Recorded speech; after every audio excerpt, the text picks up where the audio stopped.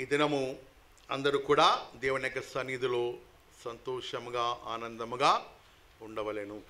ఎందుకంటే బైబిల్ చెప్పుచున్నది, దేవుని అందలి ఆనందమే మనకు బలము. ఆమేన్. ఈ దినము వాక్య సందేశానికి అంశభాగము, టైటిల్ ఆఫ్ ద మెసేజ్, గృహమును కాపాడుకొనుట ఎలాగు. గృహమును కాపాడుకొనుట ఎలాగు, ఎట్లు అనున్నదే ఈ దినమునకు వాక్య సందేశానికి టైటిల్, అంశ భాగము. చదవబడిన వాక్య భాగములో సామెతల గ్రంథము 9వ అధ్యాయము 1వ వచన భాగములో జ్ఞానము నివాసము కట్టుకొని దానికి 7 స్తంభములు చెక్కుకొని ఉన్నది. సామెతలు 9:1లో జ్ఞానము నివాసము కట్టుకొని దానికి 7 స్తంభములు చెక్కుకొని ఉన్నది. అదే రీతిగా సామెతల గ్రంథము 14వ అధ్యాయము 1వ వచన భాగములో ఏ రీతిగా వ్రాయబడి ఉన్నది, జ్ఞానవంతురాలు తన యొక్క గృహమును కట్టును, 3 రాళ్ళు తన యొక్క గృహమును తన చేతితో ఊడబెరుకును అనే ఈ 2 వాక్య కోణములలో ఉండి, ఒకటేమో ఏమనున్నది, జ్ఞానము నివాసము కట్టుకొని, అండర్లైన్ చేసుకోండి, జ్ఞానము నివాసము కట్టుకొనుట. రెండవది అదే అధ్యాయములో సామెతల గ్రంథము 14:1లో జ్ఞానవంతురాలు తన యొక్క గృహమును నిర్మించుకుంటుంది. ఈ 2 వాక్య కోణములో నుండి నేటి వాక్యమును మనము ధ్యానము చేసుకున్నాం. సమయము 12:40 కావస్తున్నది.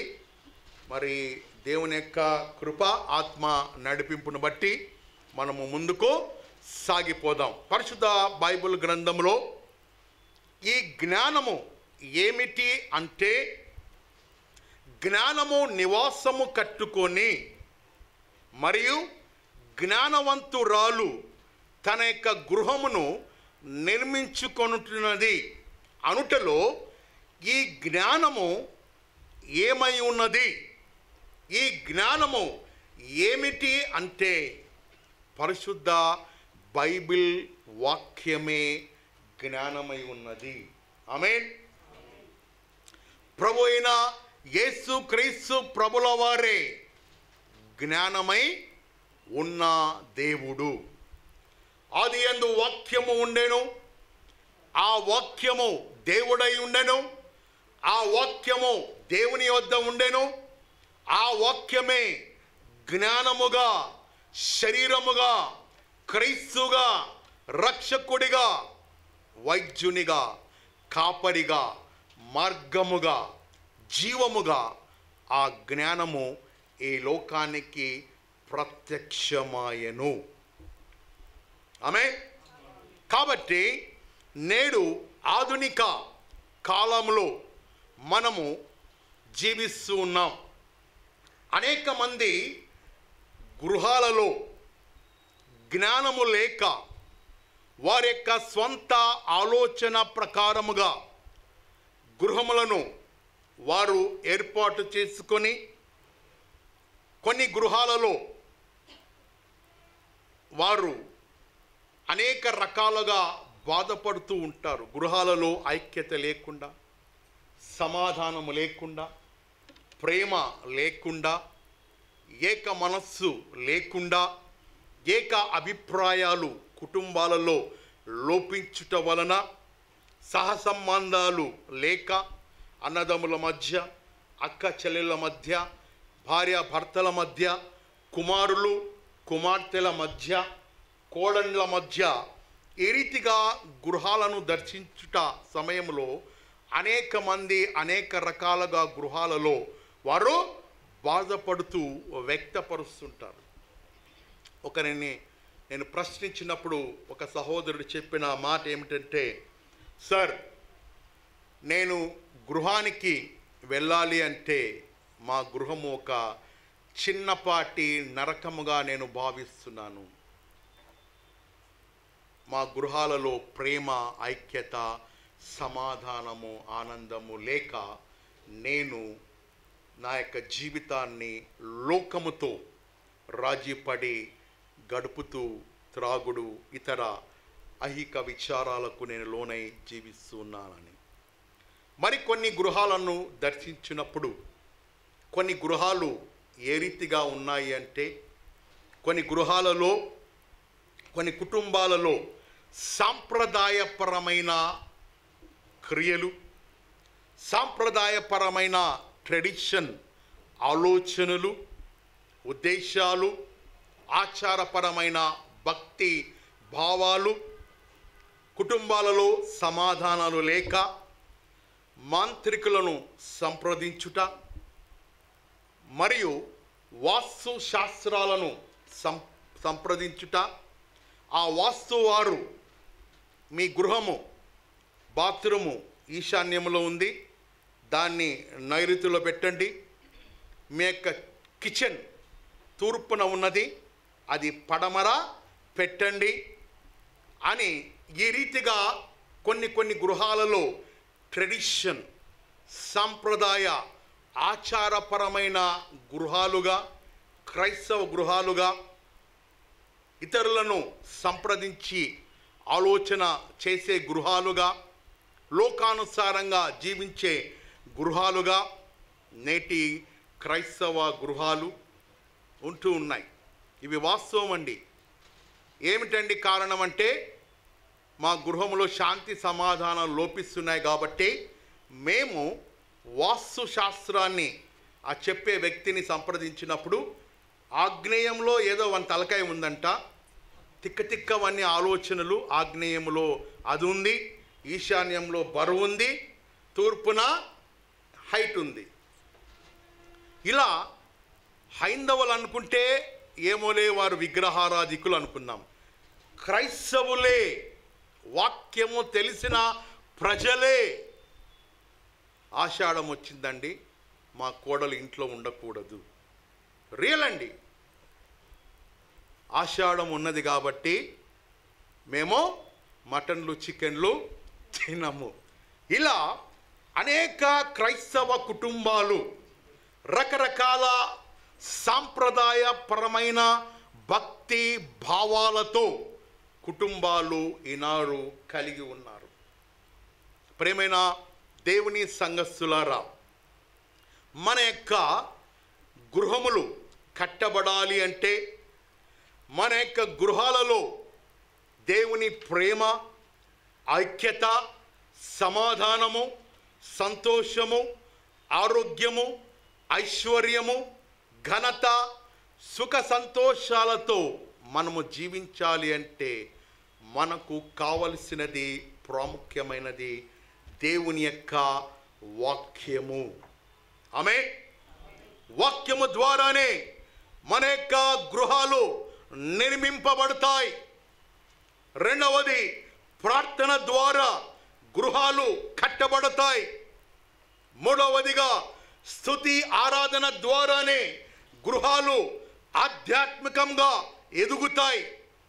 నాలుగవదిగా, దేవుని యందు భయభక్తులు కలిగిన ఏ కుటుంబం అయితే ఉంటుందో ప్రతి ఆదివారము క్రమము తప్పకుండా సంఘానికి వచ్చుట, సంఘ కార్యక్రమాలలో పాల్గొనుట, దేవుని యందు భయభక్తులు కలిగిన ఏ కుటుంబము ఉంటుందో ఆ గృహములో దేవుని యొక్క కృప, కాపుదల, మేలులు, దీవెనలు, ఆశీర్వాదములు ఉంటాయని నేను మీకు తెలియజేస్తున్నాను. కాబట్టి బైబిల్ చెప్పుచున్నది, నా ప్రజలు జ్ఞానము లేక చెరపట్టబడిపోతున్నారు, నా ప్రజలు జ్ఞానము లేక బందీలుగా ఉంటున్నారు. ఈనాడు క్రైస్తవ సంఘాలలో ఉన్న క్రైస్తవులు, కుటుంబాలు, వ్యక్తులు ఆచారపరంగా క్రైస్తవులుగా పిలువబడుతున్నారు. భక్తి భావాలు లోపించుచున్నాయి. కుటుంబాలలో వాక్యము లేదు, ప్రార్థన లేదు, దేవుని సన్నిధి లేదు, దేవునితో సహవాసము లేక కుటుంబాలు ఈనాడు ఆధ్యాత్మికంగా దిగజారిన స్థితిలో ఏర్పడుతున్నాయి. వీటిని సరిచేసుకోకుండా ఆషాఢం వచ్చింది, లేక వాస్తు బాగలేదు, లేదా ఇంకొకటి ఇలా రకరకాలుగా మా కుమారుడు నిద్రలో లేచి ఎందుకో అరుస్తున్నాడు, కాళ్లకు నల్లని తాడు కట్టుట ఉన్నాయండి. చాలామంది కడుతున్నారు చిన్నపిల్లలకు. ఆ నల్లటి తాడు కట్టడం ద్వారా మా కుమారుడు నిద్రలో మేల్కొని ఏడవడు అని మూఢ ఆచారాలు, ట్రెడిషన్స్. ప్రియమైన దేవుని సంఘస్థులారా, వాటన్నిటి ద్వారా మన కుటుంబాలు ఏ మాత్రము కూడా బాగుపడవు. అవన్నీ కూడా సైతాను యొక్క ఆలోచనలు. మన కుటుంబాలు దీవెనకరంగా ఉండాలి అంటే పరిశుద్ధ బైబిల్ గ్రంథములో ఉన్న వాక్యమును ఆధారము చేసుకొని మనము జీవించుటయే, ప్రార్థన ద్వారా జీవించుటయే, దేవుని స్తుతించుట ద్వారా జీవించుటయే, దేవునిని ఘనపరచుట ద్వారా మన యొక్క ఆధ్యాత్మికమైన కుటుంబాలు, భూ సంబంధమైన కుటుంబాలు కట్టబడతాయి.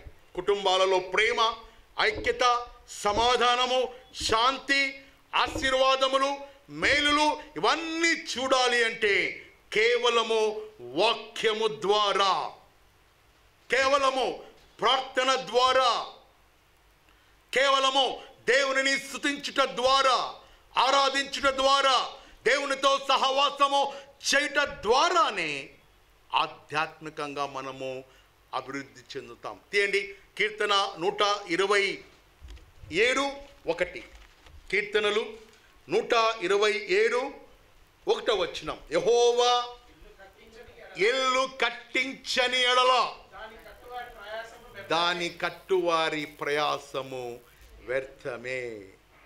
దేవుడు మీ గృహాలను కట్టించని ఎడల, ఎంతమంది వాస్తు శాస్త్రవేత్తలను మీరు వెళ్ళి దర్శించిన, లోకంలో ఉన్న రకరకాల ఆలోచనలు కలిగి ఉన్న యెహోవా మీ గృహాలను కట్టని ఎడల మీ ప్రయాసము వ్యర్థము అని ఇక్కడ బైబిల్ సెలవిస్తున్నది.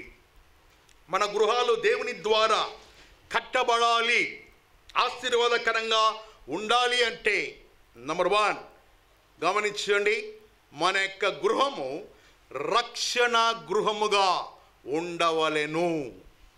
ఏ గృహంగా అండి? రక్షణ గృహముగా. అందరు చెప్పండి. ఆ లాస్ట్లో ఉన్న వాళ్ళు చెప్పండి. అమ్మా చెప్పండి అమ్మా, నాకు వినపడలేదండి, గట్టిగా చెప్పమ్మా. రక్షణ గృహముగా ఉండాలి. నంబర్ 1 రక్షణ గృహముగా ఉండాలి అంటే మీ గృహాలలో దేవునిని గూర్చిన సంతోషము, ఆనందము కలిగి ఉండాలి అంటే ఇంటి వారందరూ కూడా రక్షణ జీవితమును కొనసాగించాలి. రక్షణ గృహంగా ఉండాలి అంటే మీ గృహాలలో నివసిస్తున్న వారందరూ కూడా భర్త, భార్య, సంతానము, కోడండ్లు, అల్లుడు, పిల్లలు, గ్రాండ్ చిల్డ్రన్స్ వీళ్ళందరూ కూడా రక్షణ మార్గములోనికి వారు రావాలి. తల్లిదండ్రులుగా మీరు వారిని ప్రోత్సహించి నడిపించే బాధ్యత మీ మీద ఉన్నది. కీర్తన 91:1లో మహోన్నతిని చాటున నివసించు వారి సర్వశక్తుని నీడను విశ్రమించువారు అనగా మీ యొక్క కుటుంబ సభ్యులందరినీ కూడా మహోన్నతుడైన దేవుని ఆశ్రయము క్రింద వారిని తీసుకొని రావాలి. అప్పుడే మన గృహాలు, మీ గృహాలు రక్షణ గృహముగా పిలువబడతాయి. మహోన్నతిని చాటున నివసించుట తల్లిదండ్రులుగా మీ పిల్లలకు మీరు నేర్పించవలెను. అత్తమామూలుగా మీ కోడళ్ళకు, అల్లుళ్ళను నడిపించే బాధ్యత క్రైస్తవ తల్లిదండ్రులకు దేవుడు అనుగ్రహించే సూచన ఉన్నది. అపోస్తుల కార్యములు 16వ అధ్యాయము 31వ వచనం రెండవదిగా మనం గమనిస్తాం. మొదటిగా, దేవుని మహోన్నతుడైన దేవుని చెంతకు నడిపించే క్రైస్తవులుగా ఉండాలి, రక్షణ గృహంగా ఉండాలి అంటే. రెండవది, అపోస్తుల కార్యములు 16వ అధ్యాయము 31లో, అందుకు వారు ప్రభు అయిన యేసు క్రీస్తునందు విశ్వాసముంచుము, అప్పుడు నీవును నీ ఇంటి వారును రక్షణ పొందుదురు. అండర్లైన్, ప్రభు అయిన యేసునందు విశ్వాసముంచుము, అప్పుడు నీవును నీ ఇంటి వారును రక్షణ పొందుదురు.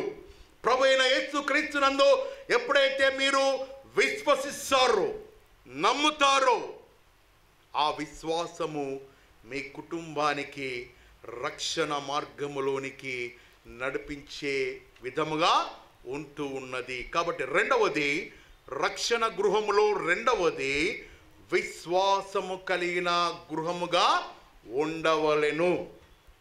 ఆమె మూడవది మనము ధ్యానిస్తాం. మూడవది యెహోషువ గ్రంథము 24వ అధ్యాయం, యెహోషువ గ్రంథము 24వ అధ్యాయము 15వ వచన భాగములో మనకందరికి కూడా తెలిసిన మాటే. యెహోషువ ఒక గొప్ప తీర్మానముతో ఏమంటున్నాడంటే, నేనును నా ఇంటి వారును యెహోవాను సేవించెదము. ఆమేన్, హల్లెలూయా. యెహోవా ఒక గొప్ప తీర్మానముతో ఏమని సెలవిస్తున్నాడంటే, నేనును నా ఇంటి వారును యెహోవాను సేవించెదము అన దృఢ నిశ్చయతతో, ఒక నిశ్చయముతో, తీర్మానముతో ఆయన సెలవిచ్చిన మాట. ఎన్ని ఇబ్బందులు వచ్చినా, ఎన్ని సమస్యలు వచ్చినా, ఎన్ని గాలులు వీచినా, ఎన్ని వరదలు వచ్చినా, ఏమి సంభవించినా, నేనును నా కుటుంబ సభ్యులను యెహోవాను సేవించుదుముగాక. అటువంటి దృఢ నిశ్చయత ఈ మధ్యాహ్న కాల సమయంలో మనకు ఉన్నదా? నానావా అలలు కొట్టినా, గాలి వీచినా, నానావా అలలు కొట్టినా, గాలి వీచినా, నన్ను నానావను కాపాడును, నన్ను నానావను కాపాడును, విడువడు నిన్ను ఎడబాయడు, విడువడు నిన్ను ఎడబాయడు. నాదోనే చిన్నది, తుఫానేమో పెద్దది, నాదోనే చిన్నది, తుఫానేమో పెద్దది, అయినా నా దోణిలో యేసున్నాడు, నాకు తోడైయున్నాడు, యేసున్నాడు, మాకు తోడైయున్నాడు. యేసు లేని ఏ బ్రతుకు నావైనా తీరం చేరలేదుగా, యేసు లేని ఏ బ్రతుకు నావైనా తీరం చేరలేదుగా. నాకై ప్రాణమిచ్చిన ప్రియుడు నా యేసుడు, నాకై ప్రాణమిచ్చిన ప్రియుడు నా యేసుడు, విడువడు నిన్ను కాబట్టి ఎన్ని శోధనలు వచ్చినా, ఎన్ని అపాయాలు సంభవించినా, ఎన్ని గాలులు వీచినా మీ ఆత్మీయ జీవితము, మీ యొక్క గృహాలు కేవలము దేవుని యొక్క వాక్యము ద్వారా, విశ్వాసము ద్వారా, ప్రార్థన ద్వారా, దృఢ నిశ్చయము ద్వారా నేను నా ఇంటి వారును యెహోవాను సేవించడము అన్న దృఢ సంకల్పము కలిగిన వారై షడ్రక్, మెషక్, అబేద్నెగోల వలె మేము సేవించిన దేవుడు రాజా, ఈ అగ్ని గుండము నుండి మమ్మలను రక్షించుటకు ఈజ్ ద ఏబుల్ గాడ్ అన్న దృఢ సంకల్పము కలిగిన వారై దేవుణ్ణి సేవించిన ఎడల తీయండి. అప్పుడు హబక్కుకు 3వ అధ్యాయం 17-18 అందరికీ తెలిసిన వాక్యమేనండి. అంజూరపు చెట్లు పూయకుండినను, హబక్కుకు, జఫన్యా, హగ్గై, జకర్యా ఆ మధ్యలో ఉంటుంది చూడండి. హబక్కుకు 3వ అధ్యాయం 17-18 అంజూరపు చెట్లు పూయకుండినను, ద్రాక్ష చెట్లు ఫలింపకుండినను, ఒలివ చెట్లు కాపు లేకుండాను, చేరులోని పైరు రాక పోయినను, గొర్రెలు దొడ్డిలో లేకున్నను, శాలలో పశువులు లేకున్నను, నేను యెహోవా యందు ఆనందించెదను. నేను నా ఇంటి వారును యెహోవా యందు రక్షణ యందు ఆనందించెదము. ఆమేన్. అలాంటి దృఢ నిశ్చయముతో మనము జీవించవలెను. యెహోవా యందు ఆనందించుట వలన మనకు ఏమి సంభవిస్తుందండి? ఏమి కలుగుతుంది? నెహెమ్యా 8:10 యెహోవా యందు ఆనందించుట వలన మీరు బలము పొందుదు. Rejoice in the Lord, always rejoice in the Lord. ప్రభువునందు ఆనందించుడి. మరలా చెబుతున్నాను, ప్రభువునందు ఆనందించుడి. Again rejoice in the Lord. ఎందుకు అంటే యెహోవా యందలి ఆనందమే మనకు బలము. ఆమేన్. నేను నా ఇంటి వారును, నా కుటుంబములో ఆహారం ఉన్నా, బిర్యానీ ఉన్నా, మటన్ లేకపోయినా, మటన్ ఉన్నా, ఏమీ లేకపోయినా, నేను నా ఇంటి వారును ప్రతి ఆదివారము ఆరాధనకు క్రమము తప్పకుండా వచ్చేదము అన్న దృఢ సంకల్పము. కరెంటు బిల్లులు ఎన్ని ఉన్నా, గ్యాస్ ఉన్నా, గ్యాస్ లేకపోయినా, పిల్లల ఫీజులు ఉన్నా లేకపోయినా, నేను క్రమముగా దశమ భాగమును చెల్లించేదను. నా యెహోవాను నేను సేవించేదనన్న దృఢ సంకల్పముతో దేవునికి నీవు దాతృత్వ హృదయముతో సమర్పించిన ఎడల అట్టి కానుకను దేవుడు బహుగా దీవించునుగాక. ఆమేన్. నంబర్ 1, మనము మన యొక్క గృహాలు ఏ రీతిగా నిర్మించుకోవాలి అంటే మొదటిగా రక్షణ గృహముగా ఉండాలి.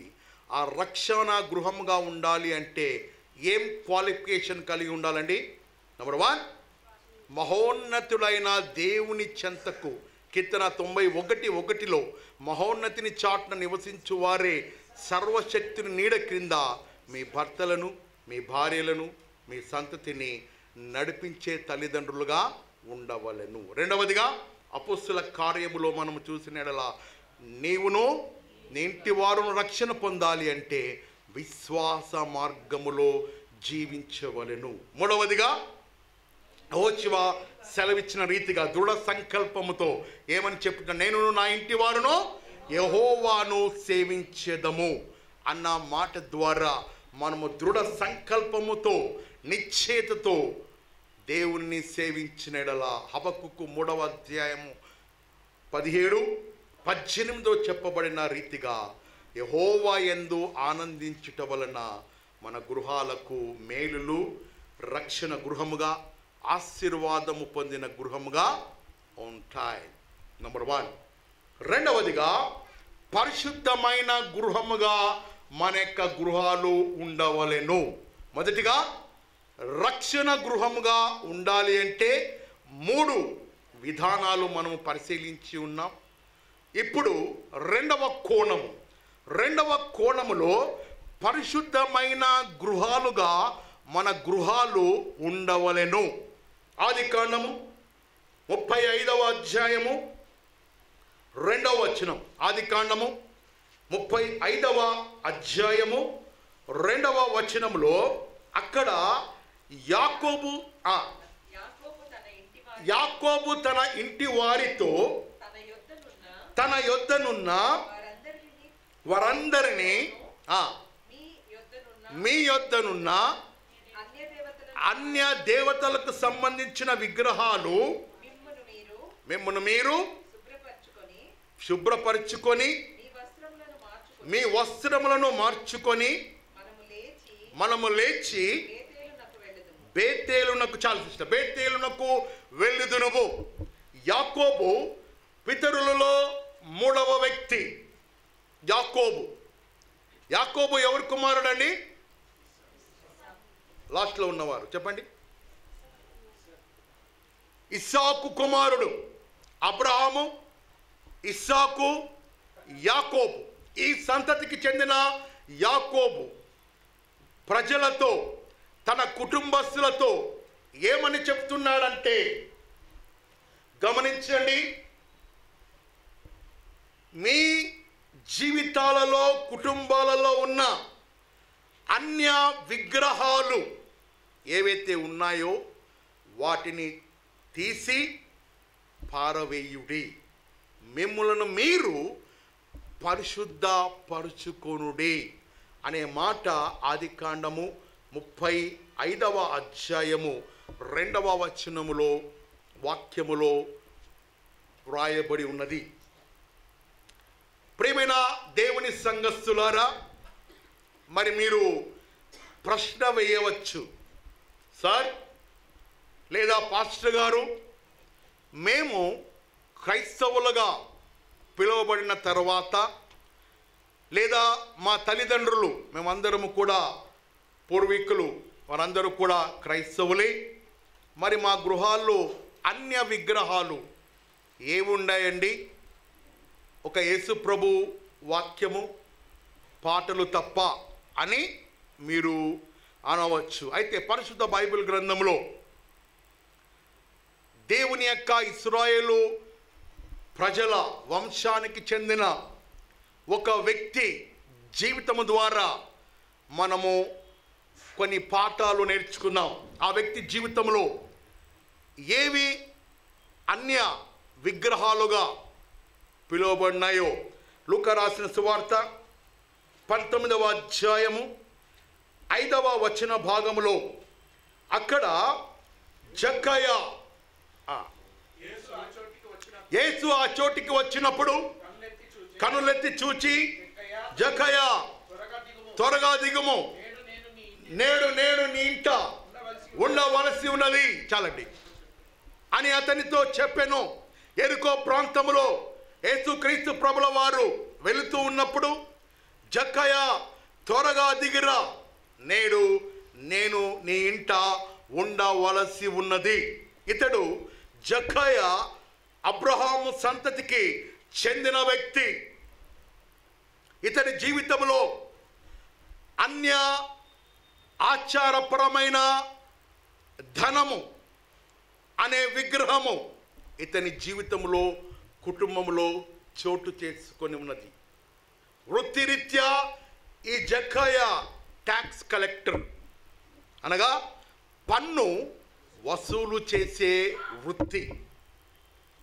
ఇతని జీవితంలో దేవునికి హేయమైన క్రియ, అయిష్టమైనది ఒకటి దాగి ఉన్నది. ఏమిటి అంటే, ఆ యొక్క పన్నులు వసూల ద్వారా అన్యాయముగా సంపాదించిన ఆస్తిని ఇతడు సమకూర్చుకున్నాడు.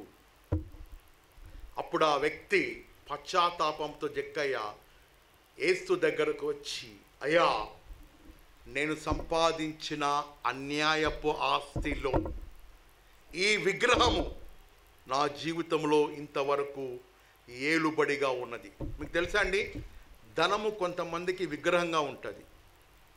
కుటుంబాన్నైనా వదులుకుంటారు కానీ ధనమును వదులుకోరు. కొంతమంది బంగారు విగ్రహంగా ఉంటుంది. బంగారం అయినా ప్రాణాలైనా వదులుకుంటారు కానీ బంగారం మాత్రమో వదులుకోరు. ఇలా రకరకాల విగ్రహాలు ఉంటాయి. త్రాగుడు, సిగరెట్టు, ఇంకా లోకంలో ఉన్న అశ్లీలమైన క్రియలు, ఇలా కొన్ని విగ్రహాలు వారి యొక్క కుటుంబాలలో, జీవితాలలో ఏలుబడిగా ఉంటాయి.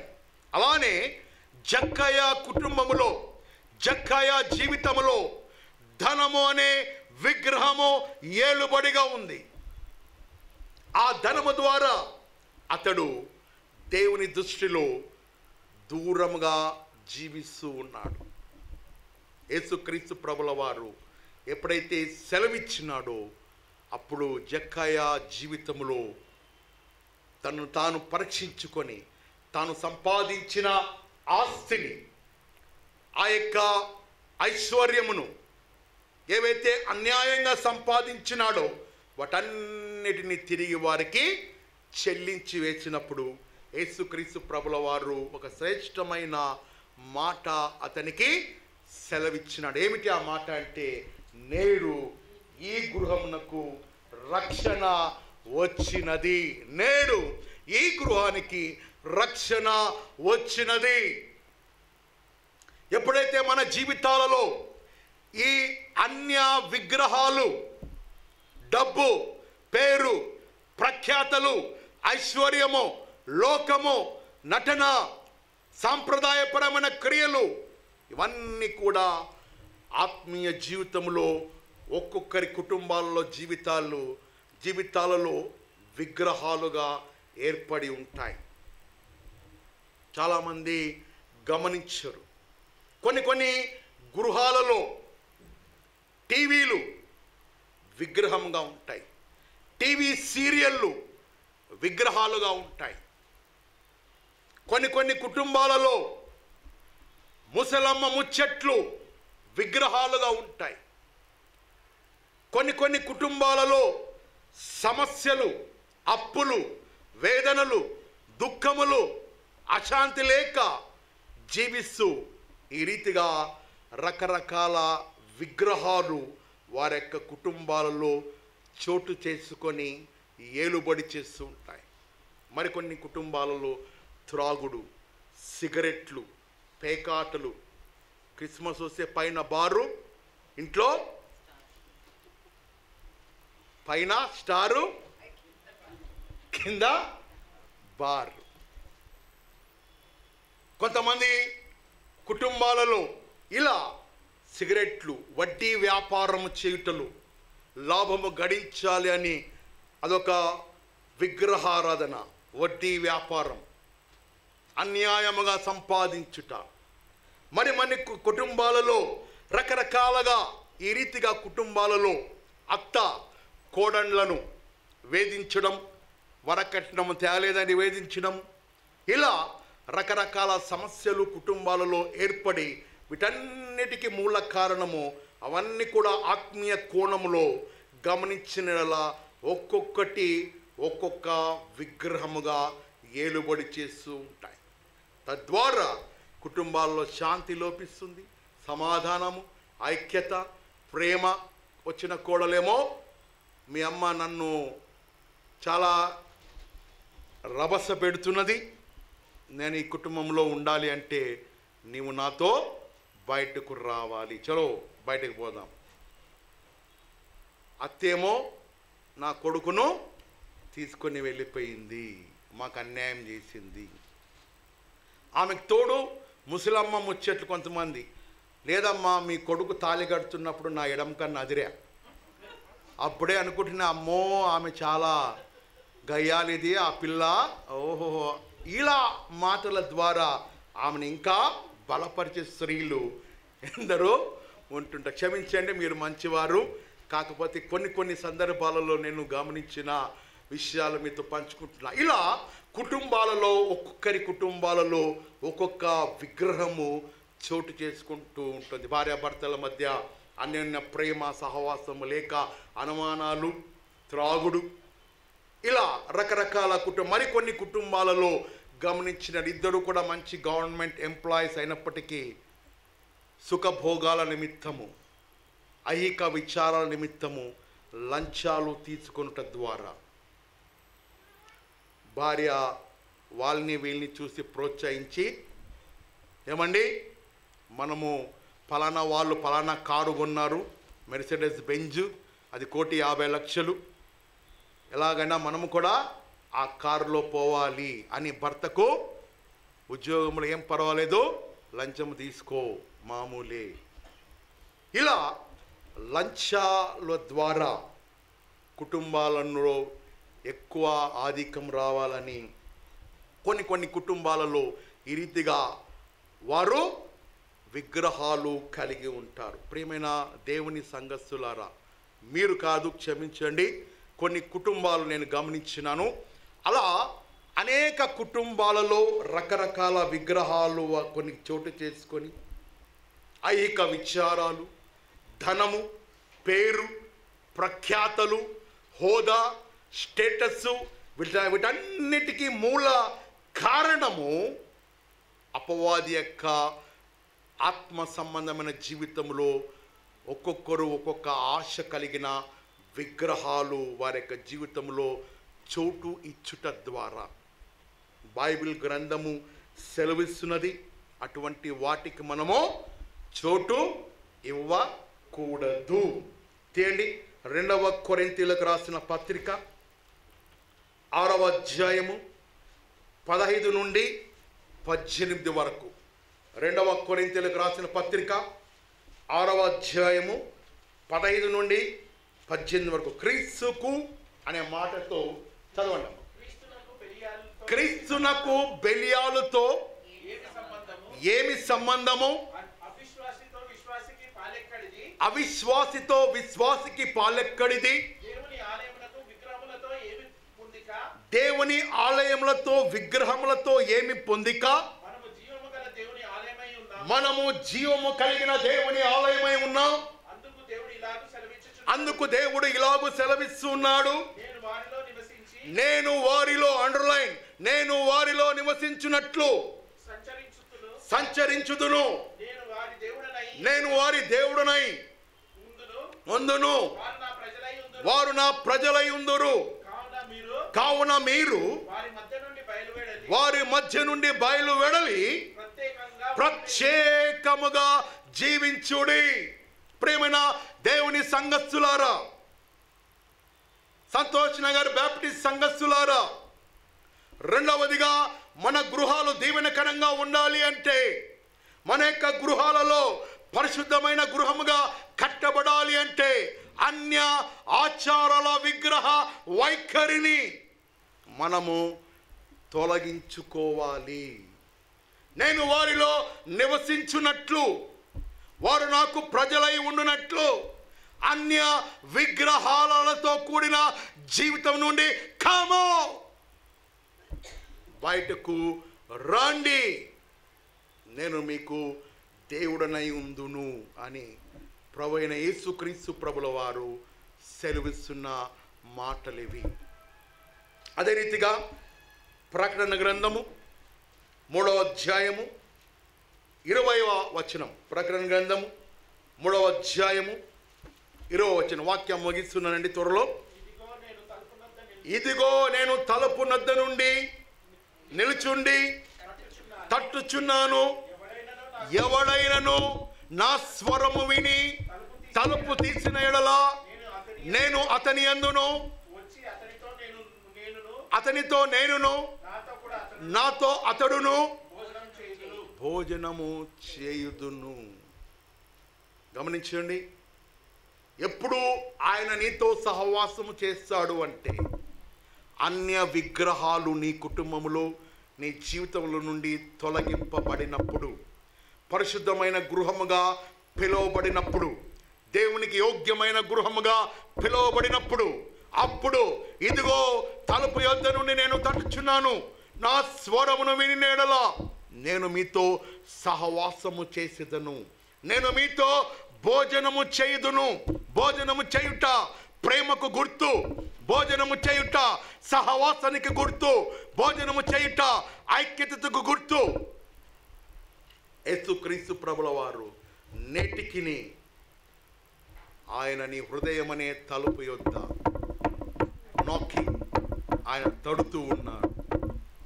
బట్ నీవు ఆయన స్వరమునకు విధేయత చూపుచున్న స్త్రీగా ఉన్నావా? జ్ఞానవంతురాలైన స్త్రీగా ఉన్నావా? లేక జ్ఞానవంతుడైన భర్తగా ఉన్నావా? రెండవ గృహము, మన గృహాలు ఏ రీతిగా ఉండాలండి? పరిశుద్ధమైన గృహముగా పిలువబడాలి. అంటే ఈ క్వాలిఫికేషన్ ఆధ్యాత్మికమైన జీవితంలో ఉన్న విగ్రహాలు ఏవైతే ఉన్నాయో వాటిని మనము తొలగించుకోవాలి. జక్కయ్య తొలగించుకున్నప్పుడు నేడు ఆ గృహానికి రక్షణ కలిగినది. మూడవ గృహంలోనికి మనము ప్రవేశిస్తాము. ఒక 5 నిమిషాలు ముగిస్తానండి. మూడవ గృహము రక్తపు గృహము క్రింద భద్రపరచబడి ఉండాలి. నిర్గమకాండం 12వ అధ్యాయం 13వ వచన భాగంలో, అక్కడ మీరు ఇంటికి వెళ్ళిన తర్వాత చదువుకోండి. నిర్గమకాండము 12వ అధ్యాయము 13వ వచన భాగంలో ఇశ్రాయేలు ప్రజలు ఇండ్ల మీద రక్తము గుర్తు ప్రోక్షించుకున్నప్పుడు సంహార దూత ఆ గృహాలను దాటి వెళ్ళిపోయినది. ఆ గృహములలోనికి మరణము, వేదన, దుఃఖము, కన్నీరు ఏవి కూడా ఐగుప్తు బాధలు ఆ గృహానికి సమీపింపలేకపోయెను. దానికి గల కారణం, నా వైపు చూడండి, దానికి గల కారణం ఆ ఇశ్రాయేలీయుల ద్వారా బంధకముల ఎదుట ఏమి ప్రోక్షింపబడినది? పస్కా బలి పశువు యొక్క రక్తము ఆ గృహము మీద ప్రోక్షింపబడినది. ఆమేన్, హల్లెలూయా, హల్లెలూయా. ఆ పస్కా బలి పశువు యొక్క రక్త ప్రోక్షణ క్రింద ఇశ్రాయేలు ప్రజలు భద్రతగా, ఆశీర్వాదముగా, మరణము లేకుండా, వ్యాధి లేకుండా, వేదన లేకుండా, దుఃఖము లేకుండా, కన్నీరు లేకుండా ఉండగలిగినారంటే కేవలం పస్కా బలి పశువు యొక్క రక్త ప్రోక్షణ ద్వారా. కేవలము కాపాడబడిరి ఇశ్రాయేలు ప్రజలు. గమనించండి, మరి ఆ పస్కా బలి పశువు రక్తానికే అంత భద్రత ఉన్నప్పుడు, ఆ పస్కా బలి పశువు యొక్క రక్తానికే అంత కాపుదల ఉన్నప్పుడు, ఆ పస్కా బలి పశువు యొక్క రక్తానికే మరణము సమీపింపలేక ఉండిన కారణము, మరి మన రక్షకుడు, ప్రభువు, దేవుని కుమారుడు యేసుక్రీస్తు యొక్క పస్కా బలి పశువు యొక్క రక్తానికి మరి ఎంత బలము ఉన్నదో మనము ఆలోచించే వారముగా ఉండాలి. ప్రతినిత్యము మనము పస్కా బలి పశువైన దేవుని కుమారుడైన, ఇదిగో లోక పాపములు మోసుకొని పోవు దేవుని గొర్రె పిల్ల రక్త ప్రోక్షణ క్రింద నీ గృహము భద్రపరచబడవలెను. అలా భద్రపరచబడితే, తీయండి 91వ కీర్తన 5:6. కీర్తనలు 91, 5, 6. రాత్రి వేళ కలుగు భయంనకైనను, పగటి వేళ ఎగురు బాణమునకైనను, చీకటిలో సంచరించు తెగులకైనను, మధ్యాహ్నమందు పాడు చేయు రోగమునకైనను నీవు భయపడకుందువుగాక. ఎప్పుడు?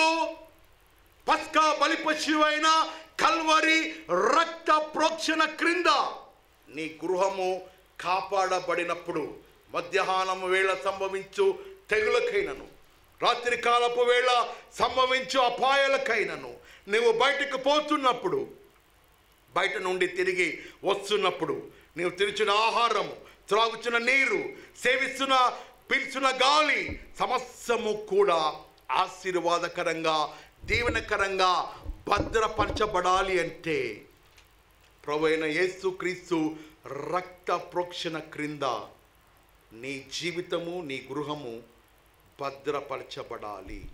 మరి ఏ రీతిగా ఆ రక్తాన్ని నీవు స్వీకరిస్తావు అంటే వినండి, కేవలము విశ్వాసము ద్వారా. చెప్పండి, పలుకుట ద్వారా. చెప్పండి, విశ్వాసపు మాటలు పలుకుట ద్వారా, యేసు నామము ఉపయోగించుట ద్వారా, యేసు నామము ఉచ్చరించుట ద్వారా, ప్రార్థన ద్వారా ఆ పరిశుద్ధమైన దేవుని రక్తమును, దేవుని కుమారుని రక్తము ప్రోక్షించుకున్నప్పుడు విశ్వాసముతో నీవు, నీ సంతతి, నీ భర్త, నీ భార్య సురక్షితముగా ఏ తెగులు రాకుండా వారో కాపాడబడుదురు.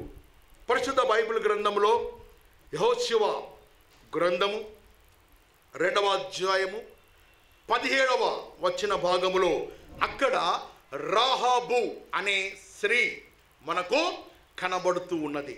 ఈ రాహాబు అనే స్త్రీ వేగుల వారిని, ఇశ్రాయేలు ప్రజల వేగుల వారిని కాపాడినప్పుడు ఆమె వేగుల వారితో ఒక మనవి చేసుకుంది. ఏమిటంటే, అయ్యా, మీ దేవుడు గొప్ప దేవుడు, పైన ఆకాశమందును మీ దేవుడే, క్రింద జలముల క్రింద కూడా మీ దేవుడే.